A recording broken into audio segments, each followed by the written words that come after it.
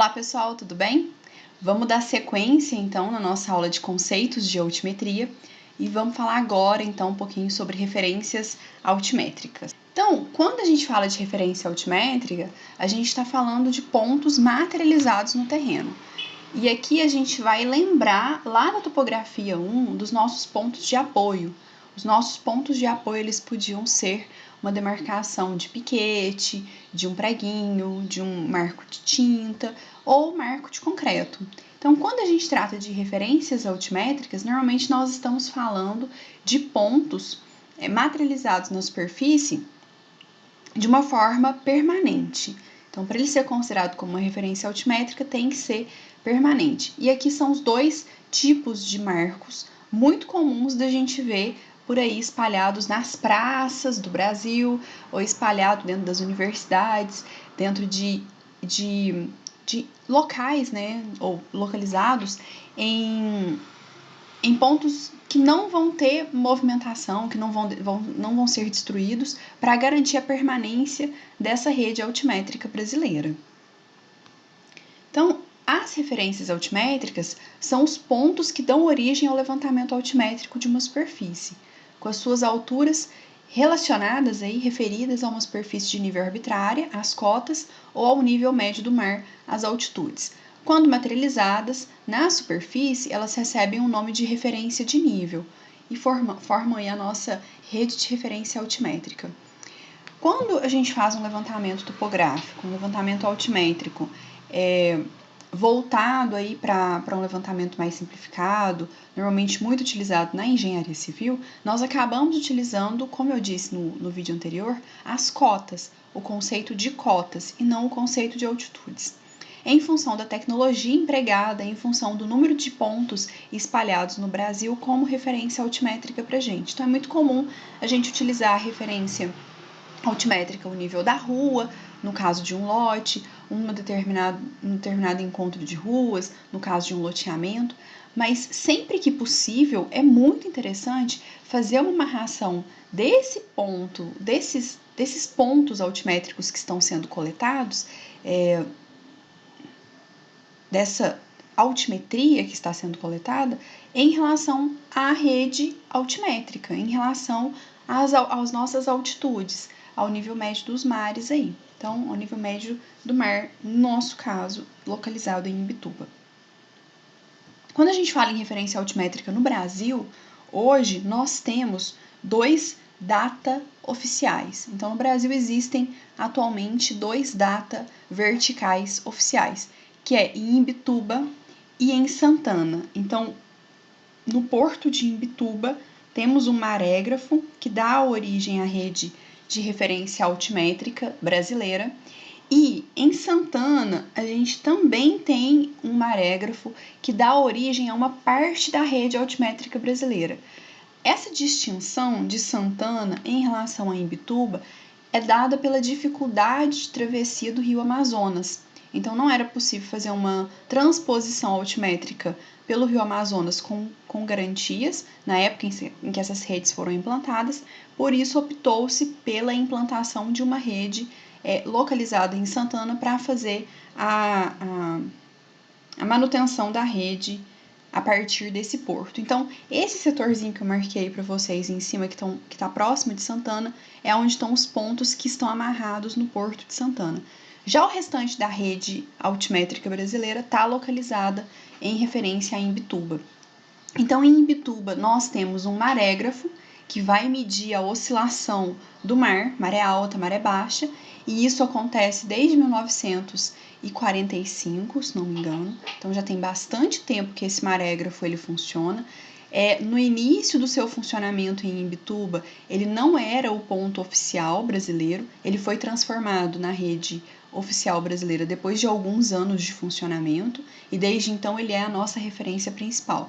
E a gente tem algumas outras estações em operação. Eu tirei essa imagem aqui do site do IBGE.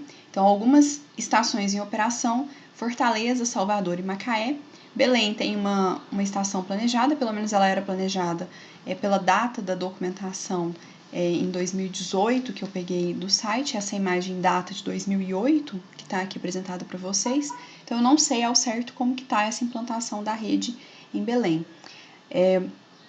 E aí, enfim, a gente tem Imbituba como ponto central e fundamental para a gente. É a partir do marégrafo localizado lá no porto de Imbituba que nós temos a nossa rede altimétrica brasileira, o nosso principal data de referência. Mas Santana também é um data altimétrico. E aqui trouxe para vocês a rede altimétrica do Sistema Geodésico Brasileiro. Também tirei essas informações do site do IBGE. E aqui em vermelhinho vocês conseguem ver o traçado dessa rede altimétrica, que foi sendo realizada a partir de expedições para dentro do continente. Então, realmente foi feito um serviço de caminhamento para dentro do continente para estabelecer essa rede altimétrica. Foi feito na década de 60 e 70 pelo Exército Brasileiro.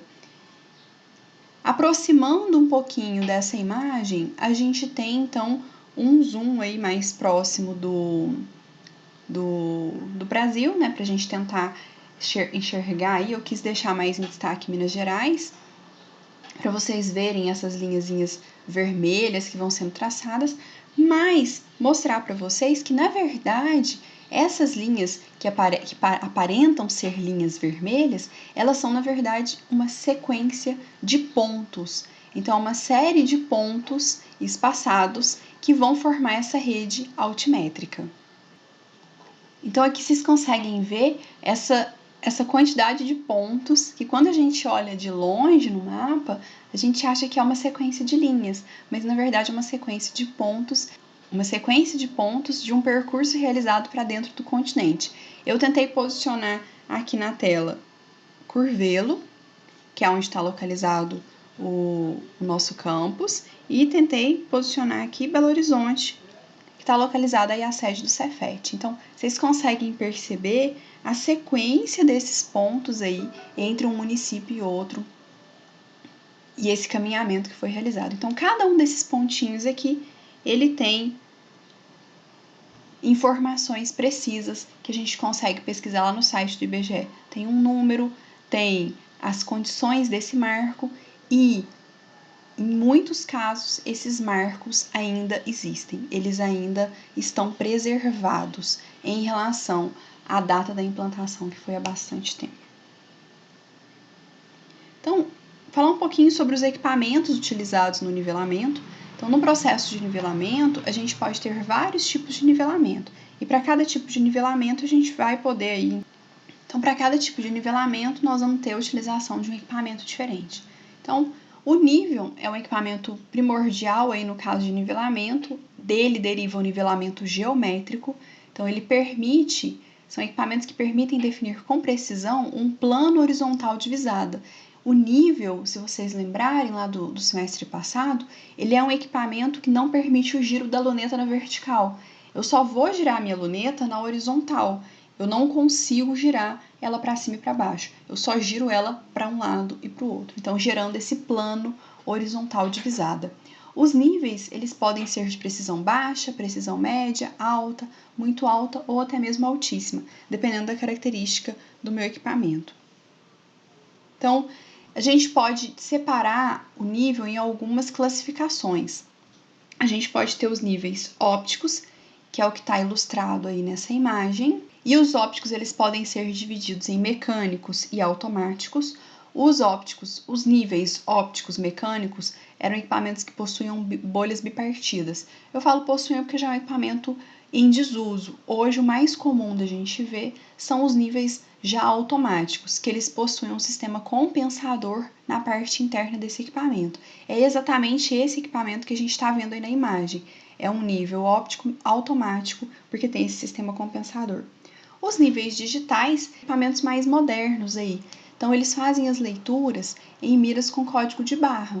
Então, é um equipamento muito interessante, é uma evolução do nosso nível óptico à existência desses níveis digitais, permitindo aí uma precisão bem maior no processo de nivelamento. Temos ainda o nível laser, que é um equipamento que vai ser utilizado mais na parte de construção civil. Mas como é muito comum a utilização desse equipamento hoje em dia, eu gosto de trazer ele para mostrar para vocês que ele também entra na categoria de nível, mas ele não tem a finalidade de um nivelamento na parte de topografia. Ele é um equipamento mais restrito. Então, ele funciona bem para o uso dentro da construção civil, mas ele não tem a mesma categoria de medição que os outros dois equipamentos que eu mostrei para vocês, que é o nível óptico automático e o nível digital.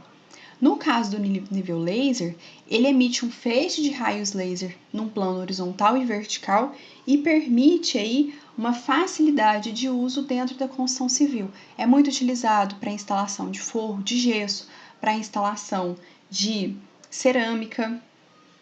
Então, a gente tem uma série de usos para esse nível laser. Então, dentro da construção civil, eu posso utilizar esse equipamento aí para as mais variadas atividades. Assentamento de pisos, instalações de forro, instalação de cerâmica. Então, é muito prático a utilização desse equipamento. Ele simplifica aí o uso da mangueira de nível, minimizando aí a necessidade de ficar toda hora fazendo a checagem com mangueira de nível. No entanto, é um equipamento que carece de saber utilizar, né? Assim como todos os outros equipamentos dentro da engenharia, é necessário saber utilizar, nivelar o equipamento para conseguir garantir que esse plano esteja realmente medindo de forma correta e adequada. Senão, não adianta a utilização do equipamento. Outros equipamentos associados ao processo de nivelamento, além do nível, é o teodolito. Já é um processo de nivelamento um tanto quanto em desuso, onde nós vamos ter o nivelamento taquiométrico, então é a partir da medição de ângulos verticais e dos fios estadimétricos. Então, estou mostrando aqui o teodolito, um teodolito bem antigo, para ilustrar aí os idos da topografia. Ainda pode ser utilizado, né, o nivelamento taquiométrico, lógico que não com um teodolito igual a esse que eu estou mostrando aí na figura. A gente tem teodolitos bem mais modernos aí.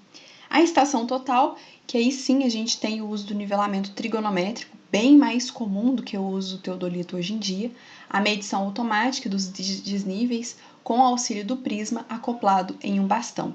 Então, nesse caso, a gente já tem o uso da estação total com o auxílio do bastão com prisma, né, do conjunto bastão-prisma, para fazer as medições. Quando a gente quer um nivelamento de mais alta precisão, é indicado o nivelamento geométrico, que é com a utilização do nível. Quando a gente quer um nivelamento e não tem a necessidade de transposição de nível, não é tão alta a precisão desse procedimento a ser realizado, a estação total cumpre bem o seu papel no processo de nivelamento e é bem prático, sendo mais prático ainda do que o uso do nível. Então, a estação total é um equipamento aí muito utilizado hoje em dia na parte de nivelamento, bem como na parte de levantamento planimétrico, como nós vimos em topografia 1. A gente ainda tem a possibilidade de nivelamento usando o GNSS, que é popularmente conhecido como GPS. Eu não trouxe aqui para abordar isso na nossa disciplina, uma vez que o nosso foco é sempre trabalhar com os equipamentos mais clássicos.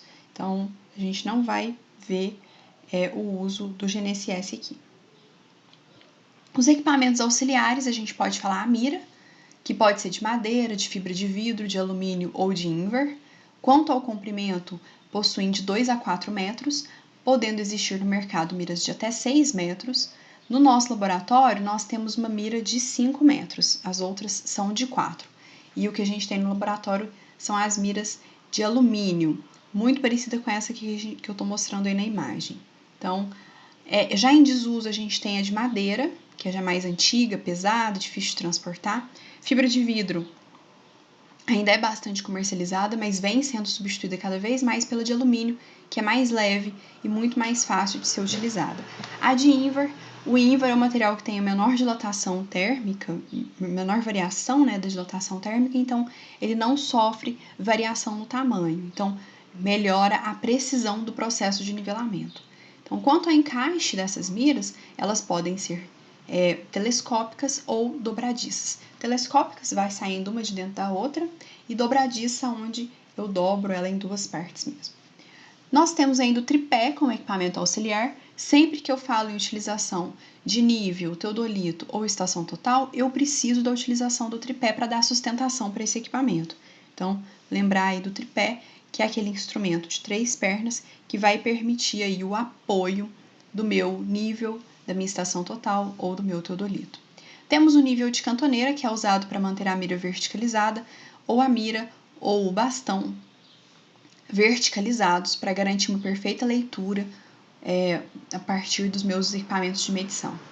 Então, nível de cantoneira, em alguns casos, ele vem acoplado ao bastão ou ele vem acoplado à mira. Já é muito comum a gente comprar, adquirir os equipamentos que já tenham esses níveis de cantoneira acoplado. Bastão e o prisma, que vai permitir a leitura do desnível com a estação total. Então, o conjunto bastão-prisma que serve em conjunto aí com a estação total para fazer o uso desse equipamento. Conjunto aí do bastão, o prisma e ali o encaixe do prisma sobre o bastão, normalmente rosqueado.